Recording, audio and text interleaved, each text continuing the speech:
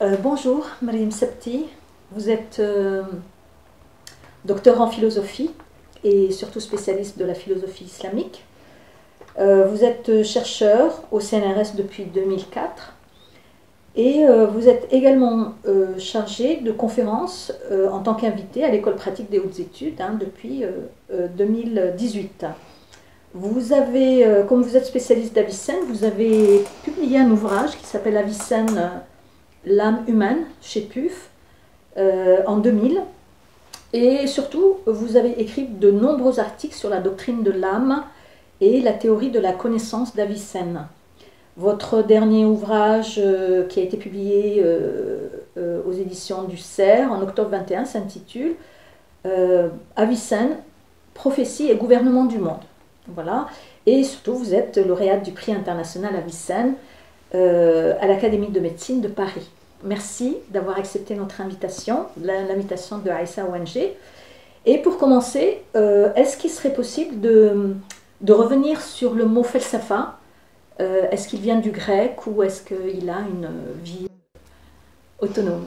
Je vous remercie tout d'abord de votre invitation qui m'honore et me fait plaisir. Alors la felsafa, c'est un mouvement très particulier dans l'histoire intellectuelle musulmane. C'est un mouvement qui est né à la suite d'un énorme mouvement de transfert de savoir, de transfert de connaissances. Il s'est passé dans l'histoire intellectuelle musulmane un événement rare et unique, à savoir une énorme partie du corpus philosophique, scientifique, médical, grec a été traduit en arabe. Donc c'est beaucoup d'argent, beaucoup de temps, beaucoup d'énergie, c'est des pouvoirs publics derrière de l'époque, c'est une volonté politique. Le calife Al-Mamnoun a vu Aristote en rêve, qui lui a transmis, qui l'a incité à récupérer la science grecque. Donc il y a vraiment cette idée que les Arabes récupèrent, sont les héritiers de la science grecque. Et ils vont s'y atteler de manière, donc avec beaucoup d'énergie et beaucoup d'argent. Les manuscrits sont récupérés à Byzance, les traducteurs sont bilingues, c'est des Syriaques, des chrétiens la plupart, qui d'abord traduit du grec au syriaque, du syriaque à l'arabe. Et donc on a à la portée des arabophones, à partir du IXe siècle, un immense corpus qui est donc traduit, et donc il y a un vocabulaire technique qui va naître en arabe dans toutes les disciplines, les mathématiques, la médecine, l'astronomie, la philosophie, au point que l'arabe ne va plus seulement être la langue de la révélation, mais la langue de la science, la langue de la connaissance, la langue de la transmission du savoir. Ce qui fait que jusqu'au XIXe siècle, en Iran ou en Turquie, les savants vont écrire en arabe. Pourquoi? Parce que le vocabulaire technique à leur disposition est là en arabe. C'est vraiment la langue de la science. Donc, à la suite de ce mouvement, on a un groupe de penseurs, il n'y en a pas beaucoup, il y en a quelques-uns, mais qui ont marqué l'histoire profondément, dont Avicenne. Le premier, c'est le Kindi, suivi par le Farabi, puis Avicenne et évidemment Ibn Rushd, connu dans le monde latin sous le nom d'Averroès, je vous expliquerai pourquoi. Comme Avicenne, c'est Ibn Sina. Donc ces penseurs se considèrent comme les héritiers de la philosophie grecque, au point qu'ils se nomment eux-mêmes les falasifa. Et falasifa est un mot qui n'est pas arabe, c'est un mot qui vient du grec, qui veut dire philosophe, qui vient de philosophos, qui veut dire philosophe. Et donc, c'est vraiment une translittération du grec en arabe qui indique cette filiation qu'ils revendiquent et qui est très importante. On appelle Farabi, qui est mort en 950, on l'appelle le second maître. Après Aristote. Le premier maître, c'est Aristote, le second, c'est Farabi. Et Avicenne, né en 980, mort en 1037, est un héritier à la fois d'Aristote et de Farabi. Donc vraiment, c'est un mouvement particulier qu'est la felsafa en terre d'islam. Vous avez parlé du calife El-Mamoun, donc nous sommes à Bagdad, nous sommes sous les Abbassides. Est-ce que sous les Omeyyades, il n'y a pas eu un mouvement comme ça philosophie? Non, de ce niveau de traduction, non. C'est-à-dire que vraiment, ça là, c'est Bayt al-Hikma, c'est le Kindi qui a un groupe de traducteurs, il fait venir les textes, c'est vraiment massif. Il n'y a plus eu à ce niveau-là, c'est-à-dire bien sûr, il y a eu des textes qui ont, mais pas ce niveau d'importance. Hein. Là, c'est vraiment un patrimoine entier scientifique de connaissances qui est translittéré d'une langue à une autre. C'est assez unique hein, dans l'histoire même de l'humanité. C'est quelque chose que vous pouvez chercher à ce niveau-là. C'est quelque chose de très rare. Donc vous avez dit que Al-Farabi est le second maître. Il a été appelé le second maître après Aristote. Et c'est lui, je crois, qui a établi une synthèse entre Aristote et Platon. Platon qui était l'élève d'Aristote, si je m'en souviens. Est-ce que vous pouvez nous dire quelle est cette synthèse, justement? Alors, l'histoire de la transmission, elle est compliquée, elle réserve de grandes surprises, comme toujours dans ces histoires comme ça. Alors, Platon et Aristote est massivement traduit en arabe. Platon, les dialogues ne sont pas traduits, il y a les lois, on trouve des textes épars qui sont traduits, mais la grande synthèse, elle ne se fera pas entre Platon et Aristote, elle va se faire entre Plotin et Aristote. En réalité, donc au IIIe siècle, après Jésus-Christ, on a un mouvement qui va naître à la suite de ce monsieur qui s'appelle Plotin, qui est un immense penseur, qui reprend à Platon et qui, dans un ouvrage qui s'appelle les Énéades, hein, Énéade ça vient du grec 9, donc c'est 9 parties, et qui va relire Platon dans une perspective qu'en philosophie on appelle émanatiste, c'est-à-dire que les Grecs, ni Platon ni Aristote, ne se sont beaucoup interrogés sur l'origine du monde. Pour Aristote, Dieu c'est un premier moteur, c'est pas Dieu d'ailleurs, il est abîmé dans la contemplation de lui-même, il ne s'intéresse absolument pas à ce qui existe, il ne crée rien, il ne crée pas le monde, il ne crée rien du tout, et du coup il y a une espèce d'indifférence absolue. Comment quelque chose de si parfait s'intéresserait à des choses aussi imparfaites que nous sommes? Donc Platon Platon reprend des mythes, mais ne donne pas une explication de l'existence du monde. Alors que Plotin, et c'est là qu'il aura une importance très grande pour les musulmans, parce qu'il donne la clé, va s'intéresser comment le monde est créé. Et là, il va avoir l'intuition d'un système philosophique extraordinaire qui va marquer l'histoire de la philosophie en terre d'islam de manière très forte. C'est-à-dire que Mollah Sadra est un pur plotinien au XVIIe siècle en Iran. Donc on a vraiment ce système plotinien qui va devenir un système, qui va devenir le système par excellence de toute la pensée philosophique arabe. Et c'est quoi? C'est ce qu'on appelle l'émanatisme, c'est-à-dire l'idée qu'il y a un être parfait. Bon, après, il y a énormément de... Je ne vais pas rentrer dans les détails, mais je vais donner un schéma. On a un être parfait, plus que parfait, au-delà du parfait, qui est un principe. Ce principe est tellement parfait qu'il déborde, comme quelque chose qui est trop plein d'eau, qui déborde. Ce débordement, c'est la création. Donc il va déborder et quelque chose va sortir de lui qui est le premier être créé. Donc la création vient d'une espèce de surplus de perfection, de beauté, de tout ce qu'on veut. Voilà, il y a quelque chose qui jaillit, et ce jaillissement, c'est la création. Donc, il y a un outil pour comprendre philosophiquement l'origine du monde, que ne donnait ni Aristote ni Platon. Donc ça, l'histoire va jouer un tour extraordinaire, c'est que ces fameuses Énéades vont être traduites en arabe, pas toutes, les 3 dernières, Énéades 4, 5, 6, mais par le hasard de l'histoire, à un moment, il y a un accident, on ne sait pas ce qui s'est passé. Elles vont prendre le nom de la théologie d'Aristote. Elles vont être attribuées à Aristote. Pas par Kindi. Kindi sait que ce n'est pas Aristote, après le Kindi. Donc Farabi, Avicenne, quand ils lisent cette œuvre, ils pensent que c'est Aristote. Donc Farabi pense faire une synthèse entre Aristote et Aristote et un Aristote qui... Enfin, l'Aristote de la métaphysique, c'est Ma Ba'da Kitab, Ma Ba'da Tabi'a, et puis l'Aristote de la théologie, où il y a cette doctrine émanationniste, et en réalité, ce n'est pas Aristote, c'est Plotin. Donc cet ouvrage s'appelle La théologie d'Aristote. Enfin, nous, on l'appelle la pseudo-théologie d'Aristote, mais eux l'appelaient la théologie d'Aristote. et la théologie d'Aristote est donc un des ouvrages les plus importants pour l'histoire, pour comprendre l'histoire de la philosophie islamique. Donc effectivement, Farabi va entreprendre cette synthèse, c'est-à-dire il est monothéiste, il faut comprendre comment le monde a été créé. Pourquoi il y a quelque chose plutôt que rien, ça c'est la question grecque, mais pourquoi le monde a été créé? Et donc effectivement, Farabi va entreprendre ce premier pas vers une lecture qui est de la pensée grecque, qui est acceptable dans un milieu monothéiste.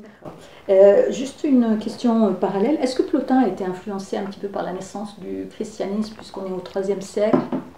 Alors Plotin et les néoplatoniciens considéraient le christianisme comme une religion populaire totalement inintéressante et indigne intellectuellement. Voilà, c'est vraiment une religion des philosophes. Plotin et surtout ses disciples, par exemple Proclus, Damasius, où il y a une théurgie, il y a des exercices spirituels. Alors pour les gens qui nous écoutent et qui sont intéressés, il y a les très beaux livres de Pierre Hadot, notamment la philosophie comme art. Enfin, Hadot montre que la philosophie à cette époque est vraiment, et c'est en ça qu'elle va avoir un écho dans le monde musulman, c'est une transformation de soi. C'est un voyage pour se transformer soi-même et devenir presque se diviniser. Il y a cette idée chez Plotin. La philosophie est un chemin vers la divinisation de soi qu'on retrouvera dans le soufisme. Hein. Il y a une grande influence, il y a beaucoup d'échos entre le soufisme et le néoplatonisme. Hein. Vraiment, de très très grande résonance. Cette idée que c'est un cheminement et pas seulement un travail intellectuel. Hein. Donc voilà. Mais le christianisme, non, il le rejetait explicitement. D'accord. Et donc, il va y avoir, si je comprends bien, une philosophie spécifiquement musulmane. Est-ce que, puisque tous les philosophes n'étaient pas tous musulmans, ils n'étaient pas tous arabes non plus, il y en avait beaucoup qui étaient iraniens, perses hein, à l'époque, est-ce qu'on parle de philosophie en arabe ou philosophie arabe? Et est-ce que ces philosophes vont faire un usage des mêmes concepts universels que les Grecs, bien sûr, ou est-ce qu'ils vont en inventer d'autres? Alors, il y a plusieurs questions dans votre question auxquelles je vais essayer de répondre une à une. D'abord, l'arabité. Comme je vous l'ai dit tout à l'heure, l'arabité, c'est d'abord celle d'un corpus. L'arabe est la langue de la transmission du savoir. Donc la plupart de ces penseurs-là ne sont pas arabes ethniquement. Le Farabi, on ne sait pas s'il était turc ou iranien. Il y a un grand débat sur la question. Et Avicenne est né dans une région du monde qui correspond à l'Ouzbékistan actuel. Il est né près de Bukhara. À l'époque, c'est l'Iran, la grande Perse. Hein, son père est perse, il est iranien, et son père fait partie de la dynastie samanide, c'est un notable. Et sa langue maternelle, c'est le persan. On dit que sa maman s'appelait Setare, qui veut dire étoile en persan. Donc, le Kindi est arabe, d'ethnie. Donc, l'arabe, quand on dit arabe, on ne désigne pas une ethnie, on désigne la langue dans laquelle cette philosophie s'est exprimée. Voilà. C'est la lingua franca, Alors, comme on dit. la difficulté, si on dit musulmane, philosophie musulmane, c'est qu'effectivement, il y a de grands philosophes de l'époque qui ne sont pas musulmans, qui sont chrétiens, comme Yahya ibn Adi, ou qui sont juifs, comme plus tard Maïmonide, qui a écrit en arabe. Donc, il est très difficile, et nous-mêmes, les spécialistes, on ne sait même pas comment appeler notre... Une fois, on dit arabe, alors les Iraniens sont furieux, une fois, on dit islamique, et alors on exclut. Donc, peut-être dire de langue arabe. Mais en tout cas, il y a un flottement parce que, effectivement, en tout cas, moi, quand je dis arabe, j'entends deux langues arabes. Voilà, c'est la langue et non pas, ça ne désigne pas l'arabité ethnique des philosophes. Alors maintenant, votre seconde question qui est extrêmement importante. Est-ce que, alors vous savez, il y a un grand débat, notamment en France, qui est né au XIXe siècle, qui a marqué durablement et de manière très négative l'idée qu'on se fait de la philosophie, c'est Renan, qui est un des premiers, Ernest Renan, historien des idées, philosophe et historien des idées, à s'être intéressé à la question. Il a déclaré que ces penseurs étaient des espèces de transmetteurs passifs, qu'ils ont lu Aristote, qu'ils ont lu ces philosophes et qu'ils les ont commentés. Et bon, ils ont un peu compris, mais gentiment. Et puis, grâce à eux, l'Occident hérite redécouvre une partie, puisque, en fait, il faut savoir, puisque peut-être que les gens qui nous écoutent ne le savent pas, au XIIe siècle, Avicenne est traduit en latin. Voilà. Averroès est traduit en latin. Donc, ces penseurs Avicenne, Averroès vont avoir... Même le Razali est traduit. Tahafut al-Falasifa est traduit en latin. Donc, ils vont jouer un très grand rôle dans la redécouverte par les latins à partir du XIIe siècle, de leur redécouverte d'Aristote. Donc ça, Renan ne pouvait pas le nier complètement, mais il va développer cette idée que voilà, c'est des gens qui ont eu de la chance, qui ont eu ces textes entre les mains, qui en ont fait gentiment quelque chose, et puis qui les ont passés, les MNA, au monde latin. Et cette idée a perduré longtemps, et au point que on continue à dire, moi je sais que quand je suis au Maroc, on continue à me poser la question, est-ce que après la mort d'Averroès, donc Averroès est mort en 1198, la philosophie disparaît? C'est faux, c'est faux. Alors la philosophie, donc il y a cette felsafa dont je vous ai parlé, qui est ils sont très peu, on peut les nommer sur 5, ils sont très peu, on peut en inclure d'autres, mais vraiment très peu.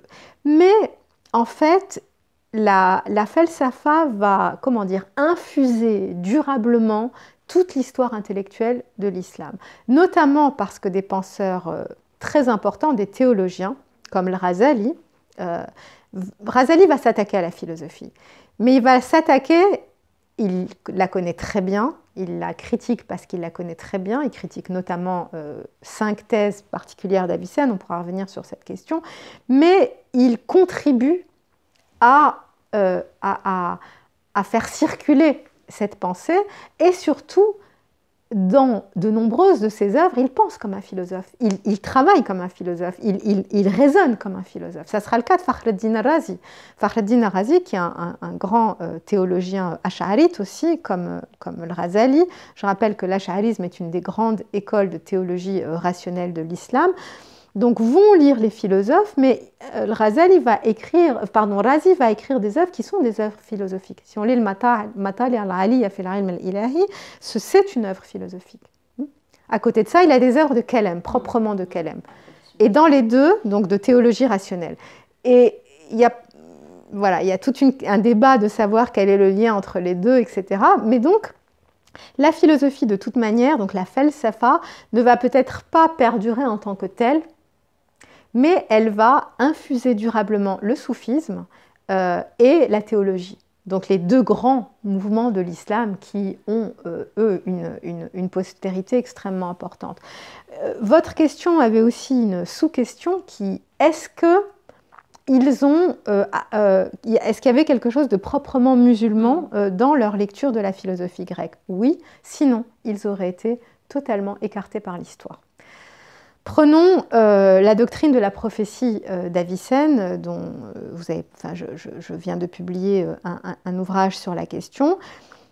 Le livre, Avicenne a écrit une œuvre monumentale qui s'appelle Kitab al-Shifa, le livre de la guérison, qui est ce qu'on peut appeler la première encyclopédie philosophique de l'histoire. Donc elle comprend la logique, les mathématiques, la physique, la métaphysique, même la musique.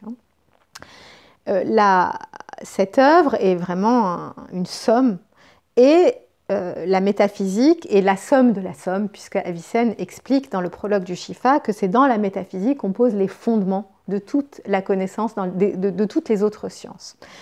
Le dernier livre de la métaphysique du Shifa, donc la somme de la somme de la somme, se finit par un traité sur le prophète.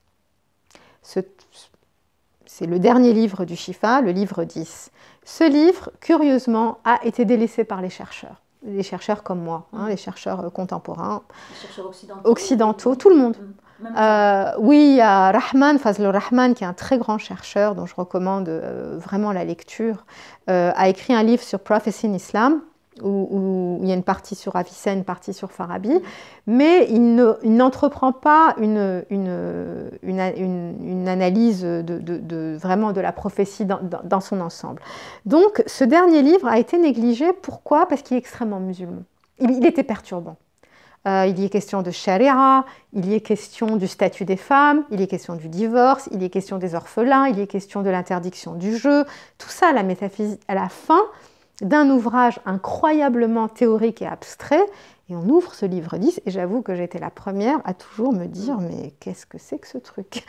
Et en fait, ce livre est difficile à interpréter par cette apparence qu'il a, mais il contient la prophétologie d'Avicenne. Et en le travaillant et en le mettant en lien avec d'autres textes du corpus d'Avicenne, j'ai pu dégager une prophétologie extrêmement cohérente, extrêmement islamique, hein, où le prophète est un modèle, Uswa Hasana, hein, et ça, Avicenne le reprend, alors à sa manière, il le reprend, mais il en fait un homme qui est un modèle pour les autres hommes, du point de vue de ses capacités noétiques, psychiques, de son imagination. Le prophète est un intermédiaire entre le monde céleste et le monde terrestre. Donc c'est des choses qu'on retrouve dans le soufisme, hein, de l'homme parfait. Et le prophète fait partie des arbab, des maîtres, de ceux qui transmettent la connaissance. Et ça, bon, je ne peux pas rentrer dans tous les détails, mais c'est des choses qu'on retrouve aussi dans l'ismaélisme. Donc on voit en fait une figure de la prophétie profondément imprégnée de la culture et de islamique d'Avicenne. Voilà.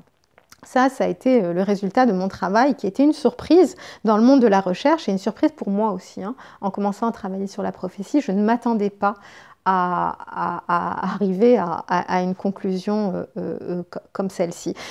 Donc il y a des questions spécifiquement islamiques qui vont être prises à bras-le-corps par ces penseurs, notamment par Avicenne, et c'est ce qui fait qu'Avicenne devient un pôle intellectuel. Pourquoi? Parce qu'Avicenne va se poser la question: à quoi sert Ziyara? Pourquoi Ziyara, aller visiter les tombeaux des saints, a un effet... Ziyara, c'est d'aller visiter les tombeaux des saints. Voilà. Pourquoi ça a un effet sur notre âme? Il se pose la question. Il y répond de manière scientifique pour ce qu'est la science de son époque. Donc vraiment, il l'intègre dans son système. À quoi sert le jeûne? Comment les miracles des saints, les karamat, et les miracles des prophètes, les mu'ajizat, sont-elles possibles? Il va donner une explication au sein de son système métaphysique. Donc toutes ces questions qui sont la survie de l'âme, comment comprendre l'eschatologie, c'est-à-dire la vie dernière, la vie après cette vie-là, la vie après la mort, quel sens elle a, comment la comprendre. Donc Avicenne va vraiment prendre à bras-le-corps la providence divine, la inaya. Comment la providence divine s'exerce, Avicenne nous dit, elle a été jusqu'à nous donner les cils pour qu'ils protègent nos yeux de la poussière et une voûte plantaire courbée pour que nous marchions confortablement. Donc, comment penser philosophiquement la providence divine qui atteint comme ça, qui va jusqu'au moindre détail de la vie? Donc, toutes ces questions spécifiquement musulmanes, enfin monothéistes et musulmanes en l'occurrence, Avicenne les prend à bras-le-corps et c'est ce qui fait qu'il aura l'influence qu'il a. Hein, c'est-à-dire, et d'autant plus qu'il, dans sa théorie politique, il considère que c'est le prophète qui fonde la cité juste, alors que pour Farabi, qui est platonicien, c'est le philosophe. Donc là, c'est le prophète qui fonde la cité par la charia.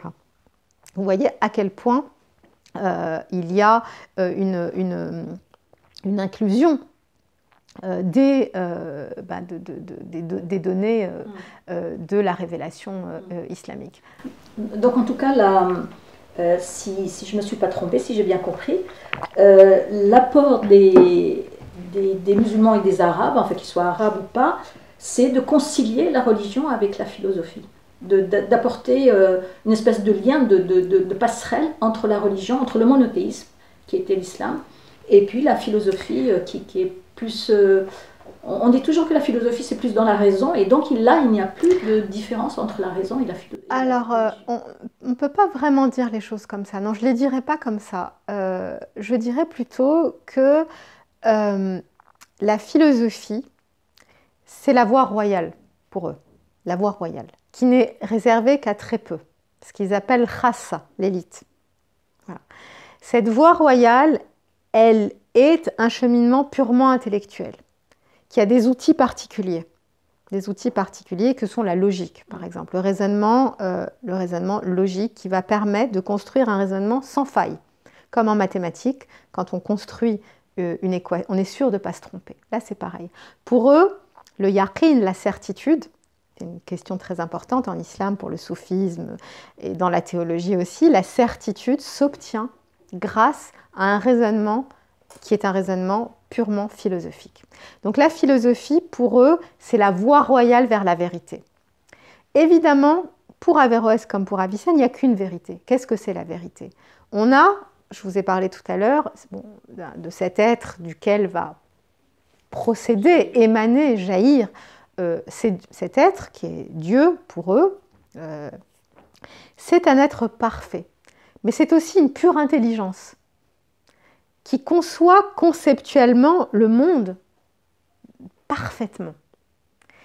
Et être philosophe, c'est réussir à penser aussi rationnellement le monde. Je ne dirais pas comme Dieu le pense, mais quelque chose qui approche. C'est-à-dire qu'il y a cette idée que, et donc la vérité de la révélation, on pourra rentrer dans les détails, mais c'est un petit peu compliqué.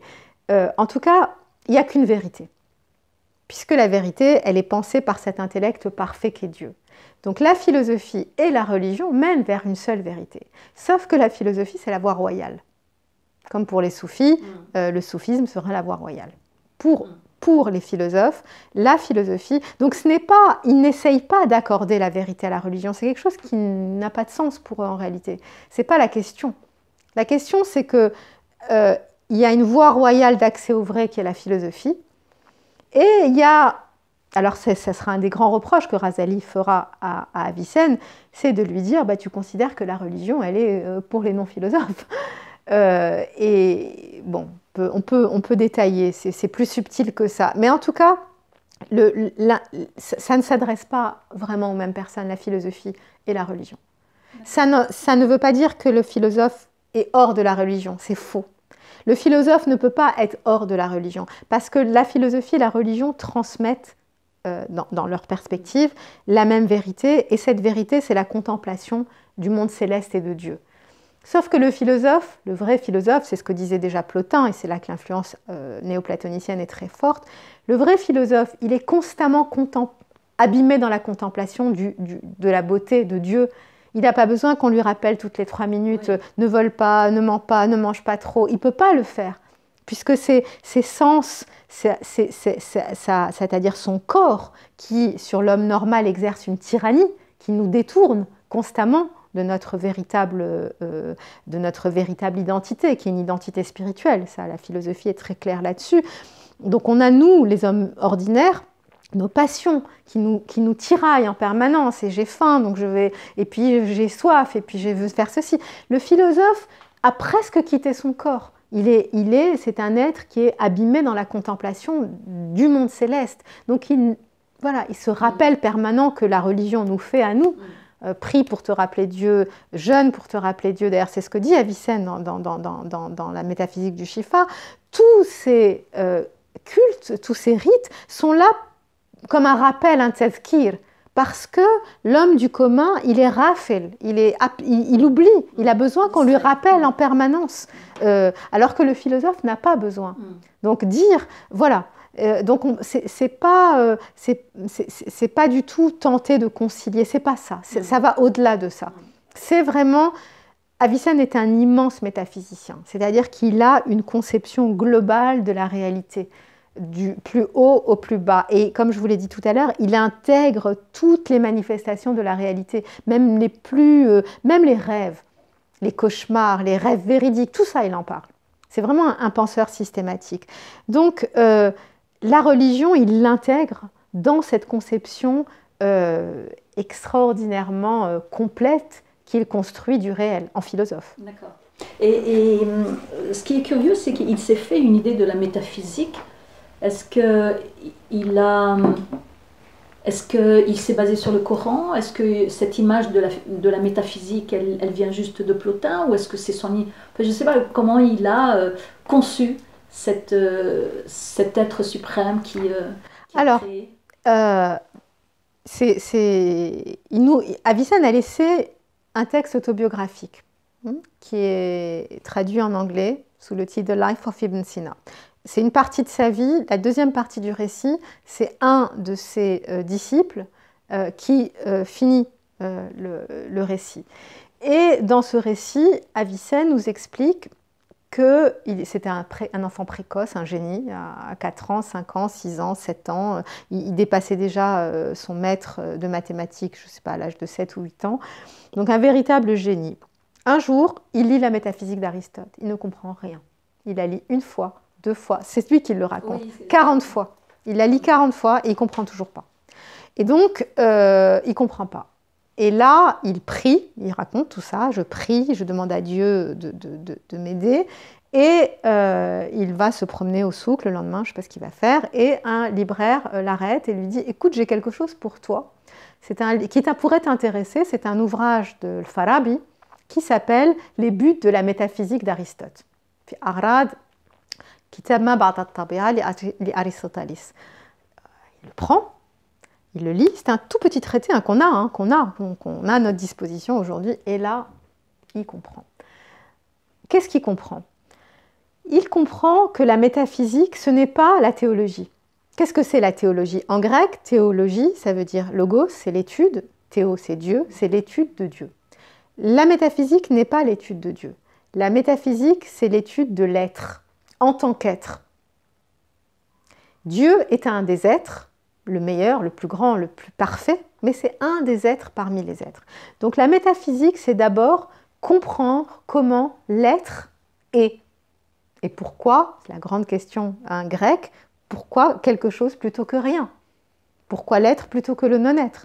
Et puisqu'il y a cet être, comment il s'est constitué? Et donc, il va en philosophe, construire un système pour rendre raison de l'existence, de l'étant, c'est-à-dire de l'être plutôt que du non-être.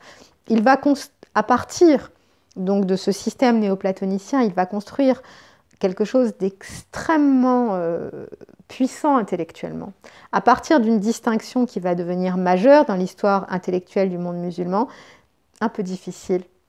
La distinction entre l'essence et l'existence. Qu'est-ce que c'est l'essence? Je vais essayer d'être pédagogue. Qu'est-ce que c'est l'essence? Qu'est-ce que c'est l'existence? L'essence, c'est, par exemple, vous, moi, il y a les hommes, mais il y a la définition de l'homme. Qu'est-ce qu'un homme? Un être humain. Un être humain. Qu'est-ce qu'un être humain? Un être humain, c'est pas vous, moi, tout le monde, on va donner la définition d'un être humain. C'est un être rationnel capable de rire, si on prend la définition d'Aristote. Donc l'essence, c'est ce qui caractérise la chose telle qu'elle est en elle-même, sans tous ces accidents. C'est-à-dire le fait d'être noir, blanc, vieux, jeune, turc, chinois, français. Non. C'est l'homme, l'être humain en tant qu'être humain, c'est ça l'essence. L'existence, c'est le fait d'être. Avicenne va dissocier les deux et dire il y a l'essence de la chose, et il y a l'existence qui se surajoute à l'essence. Par exemple, vous êtes parce qu'à un moment, quelque chose vous a été donné qui est l'être. Voilà. En Dieu, il y a des essences, il y a des pensées. Voilà.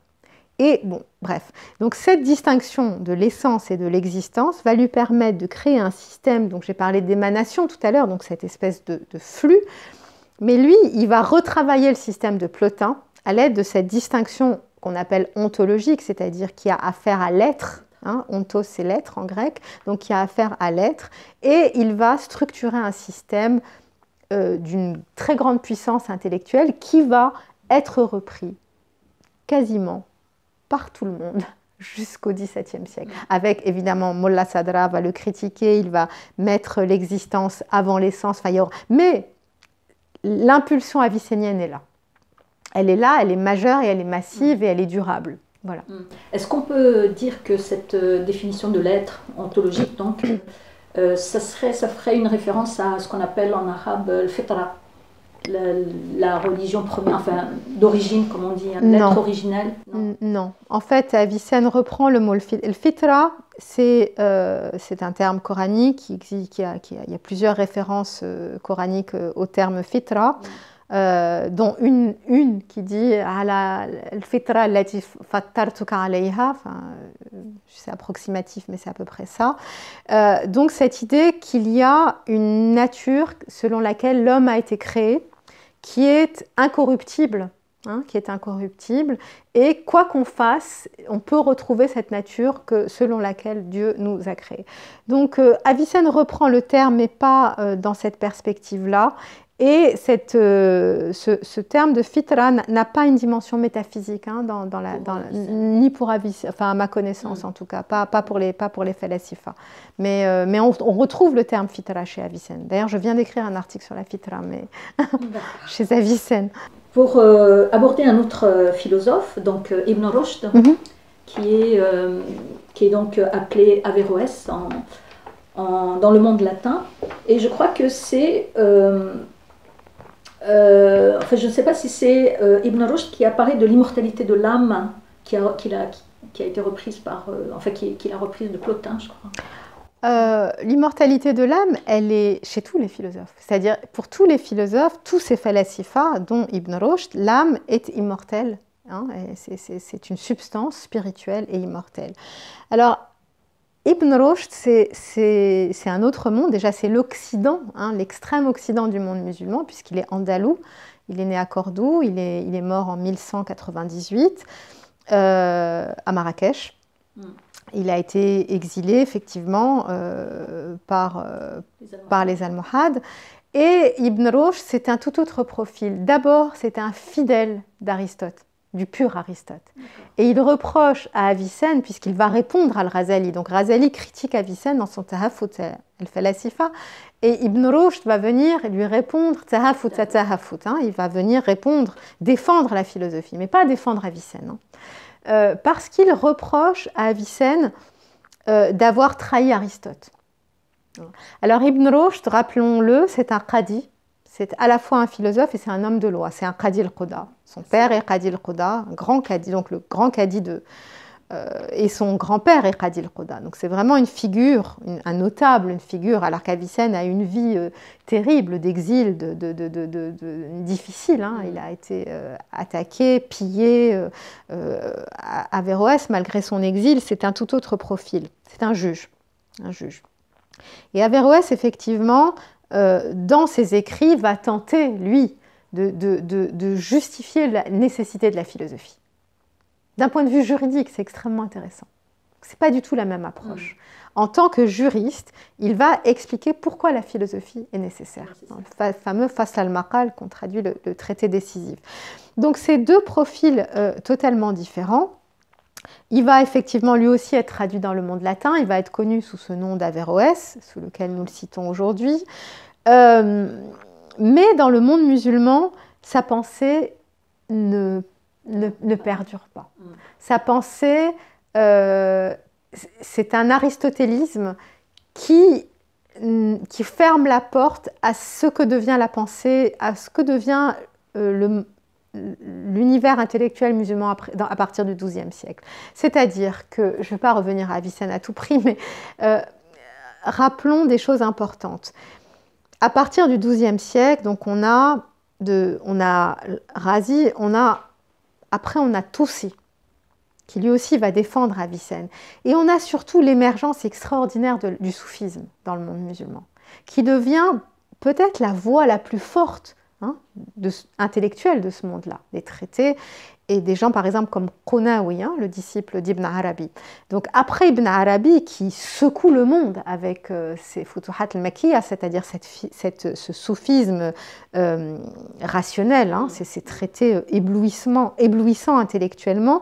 Donc on a cette espèce de tremblement de terre intellectuel que connaît le monde musulman et qui est l'importance que prend le soufisme.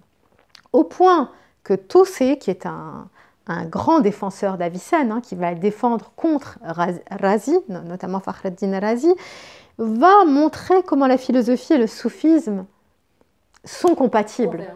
Voilà. Et on va utiliser Avicenne dans un de ses livres qui s'appelle le livre des directives et des remarques en français, Kitab al-Isharat wa Tanbihat en arabe, dans lequel il y a un amt, une partie qui est consacrée au soufisme. Qu'est-ce que le soufisme? Qu'est-ce que la connaissance par zawq, par exemple? Qu'est-ce que le arif? Donc, Toussi va utiliser ce texte pour montrer que la philosophie et le soufisme marchent main dans la main. Donc, alors que, pour en revenir à Averroès, le rationalisme pur et dur d'Averroès, son rejet du néoplatonisme, donc cette idée, vont fermer. Voilà.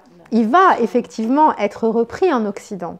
Un très grand intellectuel marocain, Mohamed Abdel Jabri, va émettre la thèse contre laquelle je m'insurge. Mais c'est un très grand penseur et il a dit des choses extrêmement importantes. Et même cette thèse, elle est intéressante. Selon lui, si le monde musulman avait suivi Averroès, comme le monde chrétien, il n'y aurait pas eu de déclin. Tout est la faute d'Avicenne. Enfin, je caricature, mais c'est nous, le monde musulman a suivi Avicenne. Et c'est vrai que le soufisme est devenu une des grandes aventures intellectuelles du monde musulman. C'est un soufisme très rationnel, hein, nous ne l'oublions pas. C'est-à-dire, c'est des écrits. Essayez d'ouvrir Ibn Arabi. Pour moi, il est plus difficile à lire qu'Avicenne. Donc, on a vraiment une pensée, c'est-à-dire des choses extrêmement intellectuellement complexes qui sont élaborées par tous ces penseurs après Ibn Arabi. Et la philosophie, j'ai oublié de le dire, à partir du XIIe siècle, on a cette grande figure qui est Shihab ad-Din al-Sohrawardi, qu'on appelle le maître de l'Ishraq, qui va fonder ce mouvement, qui va avoir une très grande influence jusqu'au XVIIe siècle en Iran, qui lui aussi se nourrit de soufisme. On traduit Ishraq, philosophie illuminative, donc qui se nourrit de soufisme. Donc vraiment, cette espèce de lien qui se fait au point que, après Avicenne, on ne parlera plus de falsafa, mais on parlera soit de irfan, c'est-à-dire de gnose, qu'on traduit par gnose, soit de hikma, de sagesse. Voilà. Et le mot falsafa, en fait, le mot falsafa, oui, il perd son poids. Mais par contre, la philosophie se transmet, perdure dans le soufisme, dans la théologie, et elle prend soit le nom de irfan, soit le nom de hikma. Donc cet héritage, il est là.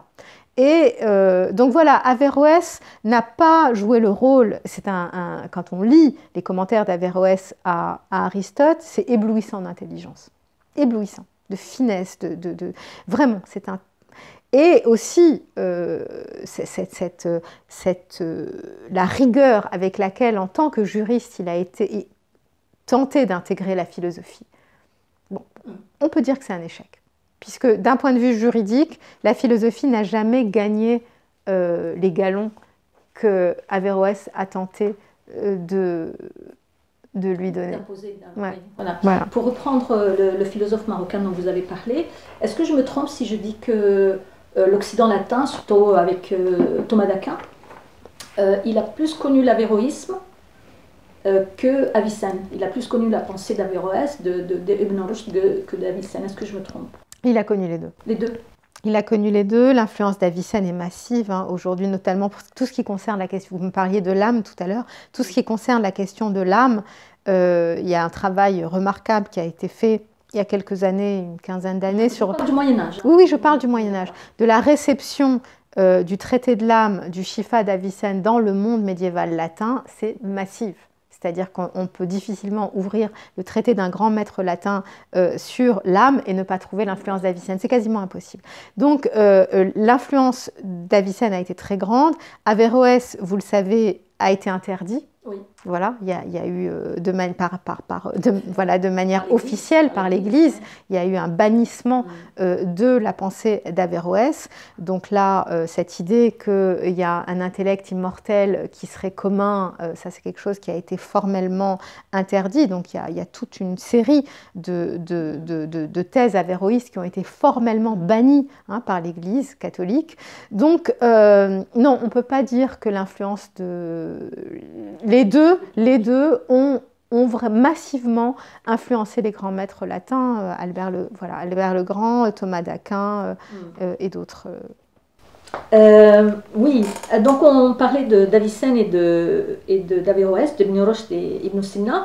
Est-ce qu'on peut dire que tous les philosophes qui se sont exprimés en arabe ont donné le même statut au Coran, sachant que évidemment le Coran c'est le texte de base des musulmans, d'accord? Alors, je ne sais pas trop comment prendre cette question. En fait, on trouve, c'est une question sur laquelle je travaille depuis quelques années, mais je vais essayer d'être le plus didactique possible. Le Coran est présent, c'est-à-dire cité par Al-Kindi, par Farabi, par Avicenne. Avicenne commente même des versets du Coran ou des sourates. Il commente Surat al-A'la, j'ai démontré, c'était attribué à Avicenne, mais j'ai démontré que c'était un texte de Fakhr ad-Din Razi. Il commente le verset Thumma stawa ila sama. Il commente Surat al-Falaq, il commente Surat al-Nas et il commente Surat al-Ikhlas. Donc nous sont parvenus, c'est des petits commentaires, mais des commentaires extrêmement intéressants, des commentaires philosophiques, extrêmement originaux Averroès, évidemment, il est juge, il connaît très bien le Coran, il le connaît par cœur, Avicenne aussi, d'ailleurs, il raconte qu'il l'a appris enfant par cœur. Donc, néanmoins, la question, ou du moins, il me semble que la question intéressante serait qu'est-ce qu'ils vont chercher dans le Coran, ces philosophes? Est-ce que le Coran est pour eux une source heuristique? Est-ce qu'ils vont puiser des choses qu'ils ne peuvent... Je pense que ça serait... Enfin, pour moi, c'est la question qui m'intéresse. Maintenant, donc, pour Averroès, le Coran a un statut particulier. Pour Averroès, le Coran a cette capacité de s'adresser à 3 catégories d'individus. Aux philosophes, aux personnes qui font des raisonnements dialectiques, comme les théologiens, et à l'homme du commun, qui, lui, a besoin d'émotions. Il ne peut comprendre que si on s'adresse, ce qu'on appelle la rhétorique, à ses émotions. Donc Averroès considère que le texte sacré a cette merveille de s'adresser à tous les hommes. Avicenne, je ne peux pas rentrer dans les détails parce que vraiment il faudrait un cours et c'est très complexe ça. Il faudrait que je fasse appel à ça. Mais disons qu'il il considère que le Coran peut aussi contenir de pures vérités métaphysiques. Les mêmes qu'en tant que philosophe, il va mettre à jour. Voilà. Le Coran, nous dit-il, contient certains passages de pur tawhid. Le tawhid, c'est l'unité, l'unicité de Dieu. C'est une doctrine très importante en islam. Pour Avicenne, le Coran contient en germe, dans certains passages, ce pur tawhid. Donc ce n'est pas, c'est pas un texte qui est sous-estimé par ces philosophes-là, loin de là. Farabi en parle peu, le Kindi non plus, donc je vais parler des 2 philosophes qui vraiment ont dit quelque chose sur le Coran. Ensuite, après Avicenne, à partir du XIIe siècle, justement, de Sohrevardi, ou chez les Ikhwan as-Safa, les frères de la pureté, qui sont, en fait, c'est une réunion anonyme de personnes qui ont créé une encyclopédie qui s'appelle l'encyclopédie Rasaïl, les épîtres des frères de la pureté. Le Coran, donc chez eux, ou chez Sohrevardi, ou plus tard chez Molla Sadra, le Coran est cité massivement. Massivement. Alors maintenant, pourquoi on cite le Coran? Est-ce qu'on le cite juste pour dire qu'on est d'accord? Est-ce qu'on va puiser dans le Coran une vérité qu'on n'est pas capable seul. Donc moi, en philosophe, c'est ça la question qui m'intéresse et qui est encore, en fait, qui est un sujet de ma recherche actuelle. Et je ne peux pas vous répondre parce que je n'ai pas encore vraiment, je ne suis pas capable de répondre à cette question. Mais le Coran n'est pas du tout négligé ni rejeté par ces philosophes. Hein. Et est-ce que, c'est une question qui me vient comme ça, est-ce que ces philosophes dont vous parlez, Ibn Sina, Ibn Rushd, ou même, enfin Razali, ça m'étonnerait, ou Farabi ou Kindi, est-ce qu'ils se sont prononcés sur le mouvement des Mu'tazilites qui avaient pensé que le Coran était créé? Alors, ils ne rentrent pas dans le débat frontalement. Créé, non, ouais. ils ne rentrent pas dans le débat frontalement, mais mais curieusement, Avicenne, par certains pans de sa doctrine, est proche des Mu'tazilites, par certains d'autres, il est proche des Ash'arites. Mais c'est des questions auxquelles ils ne répondent pas. Ils ne répondent pas. Ce ne sont pas des théologiens, ils ne répondent pas à ces questions-là. C'est-à-dire, voilà, ils ne vont pas dire le Coran est créé, c'est quelque chose qui ne va pas être posé dans ces termes-là. Il ne rentre pas dans le débat comme ça, en tout cas. D'accord. En tout cas, Razali, il n'a pas dû être, bien sûr, puisque voilà. Razali, il est très orthodoxe, c'est-à-dire oui, pour Razali... justement, la question suivante, c'était au sujet de Razali, donc, qui a écrit tellement de tahafut, donc contre les falasifa. Est-ce que vous le considérez comme un philosophe, néanmoins? C'est une bonne question. Razali, il a plusieurs vies, il a plusieurs visages. Il est théologien, il est soufi, il est philosophe par certains aspects. Il est philosophe puisqu'il est capable de lire les philosophes, d'argumenter avec eux. Et ces trois personnes ne sont pas toujours d'accord à l'intérieur de lui-même. D'ailleurs, il le raconte dans son récit, Le Munqidh min ad-Dalal. Hein, il a eu un moment de sa vie où il a voulu mourir tellement il était déchiré entre ces espèces de... Et qu'il s'est éloigné un petit peu de son travail. Voilà, et qu'il a trouvé la paix dans le soufisme et l'apaisement de l'âme dans le soufisme.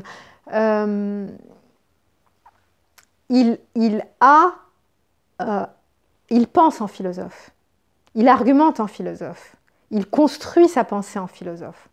Mais il annonce, il amorce plutôt une rupture avec la philosophie, qui quand même est importante. Il n'a pas tué la philosophie, mais il a fait que la philosophie a intégré d'autres pans du savoir. Et peut-être qu'elle a même eu plus d'influence comme ça. Donc, ça serait difficile de faire de lui un philosophe. Je pense que ça serait le trahir aussi. Hein.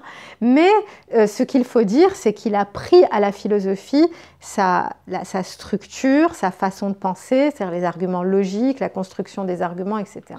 Voilà. Mais ça serait peut-être un peu violent envers lui, qui a voulu se démarquer à tout prix de la philosophie, que de dire de lui qu'il est philosophe.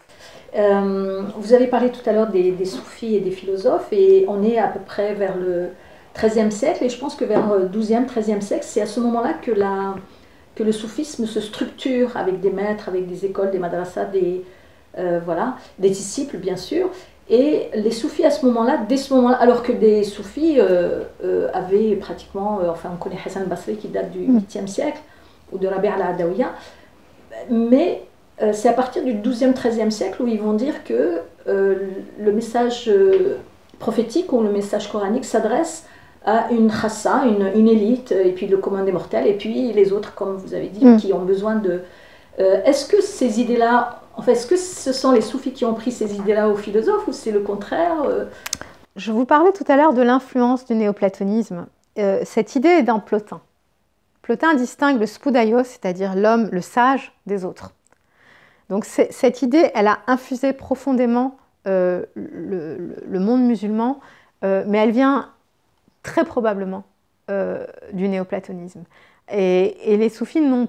Je pense que cette fameuse théologie d'Aristote, aujourd'hui, on est en train de faire... on sait qu'elle a énormément circulé. Il y a énormément de copies, des centaines de copies manuscrites qu'on a retrouvées. Donc les soufis n'ont pas besoin je pense que cette idée, elle circule dans le monde musulman à travers plusieurs mouvements. Par les philosophes, dans l'ismaélisme, il y a cette idée qu'il y a certains êtres qui sont différents des autres. Elle est là. C'est une idée qui est là, qui est dans l'air du temps, qui est importante. Ils n'ont pas eu besoin d'aller lire des traités des philosophes. Je pense qu'elle est là. Elle circule dans plein de milieux différents. Hein, dans l'ismaélisme, on trouve cette idée dans le schisme, d'une certaine manière, avec la figure de l'imam, hein, qui est une figure, qui est un homme supérieur aux autres hommes, qui a un accès à un monde. Dans le monde iranien, je parlais récemment à une spécialiste du monde iranien ancien, le roi était cet intermédiaire entre le monde céleste et le monde terrestre. Donc c'est une idée qui est là, qu'il y a certains êtres qui ont un accès particulier au vrai que n'ont pas les autres. Voilà. Ça c'est une idée ancienne, puisque même chez les pharaons, c'était ça. Voilà. Dans le royaume. Mais la Hamma et la Khassa, qui est vraiment un terme clé de la philosophie et du soufisme, alors qui l'a pris à l'autre, je ne saurais pas le dire. Je pense que ça ne s'est pas fait comme ça s'est fait en parallèle. Oui. En parallèle. Mais c'est vraiment massif et important. La Hamma et le Khassa, on ne peut pas comprendre la théorie politique de Farabi si on ne comprend pas la différence entre Hamma et le Khassa. Avicenne, le livre 10 s'adresse, de la métaphysique dont je parlais tout à l'heure, s'adresse majoritairement à la Hamma. Donc en fait, c'est vraiment une idée extrêmement importante. Au point que Avicenne conçoit un monde dans l'au-delà, même pour la Hamma, et indifférent pour la Khassa.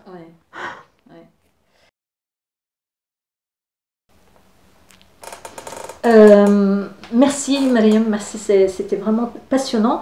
Et pour finir, si je peux me permettre, est-ce qu'on peut dire quelques idées sur, quelques phrases sur les idées de Ibn Rushd sur la place de la femme?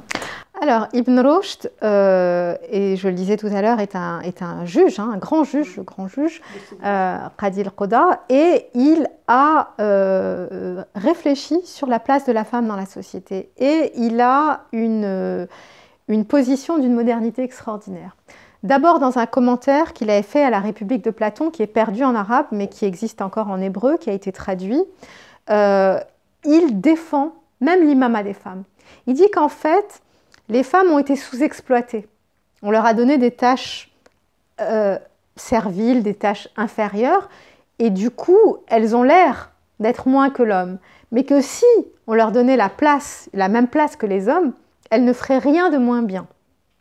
Voilà. Et il va jusqu'à dire qu'en lecteur du Coran, en qadi, hein, donc en juge, hein, qu'il n'y a rien, et aujourd'hui les femmes qui travaillent sur le Coran le disent toutes, hein, les grandes théologiennes musulmanes qui aujourd'hui travaillent sur le Coran, il n'y a rien dans le Coran qui justifie l'infériorité de la femme. Et donc légalement, il n'y a rien qui interdirait que la femme dirige une société ou que la femme soit imam. Ça, c'est Ibn Rushd au XIIe siècle. Hein. Donc, Avicenne est beaucoup plus misogyne. Vous lisez le 10e livre de la métaphysique du Shifa, ça me met en colère à chaque fois. Mais voilà, on a cet avis donc d'un juriste, d'un grand philosophe et surtout d'un juriste. C'est en tant que juriste. Il n'y a rien qui, dans le texte sacré, s'oppose ou infériorise en tout cas la femme. Et s'oppose à ce qu'elle ait la même place que l'homme. Et il a un texte magnifique que je ne connais pas par cœur, mais il dit, en fait, la société, c'est très moderne, s'appauvrit parce qu'on sous-exploite les femmes. Si on leur donnait leur juste valeur, toute la société s'en sortirait grandie. C'est vraiment extraordinaire. Et quand il dit on sous-exploite, on les sous-utilise en fait. Oui, on sous-utilise leur intelligence.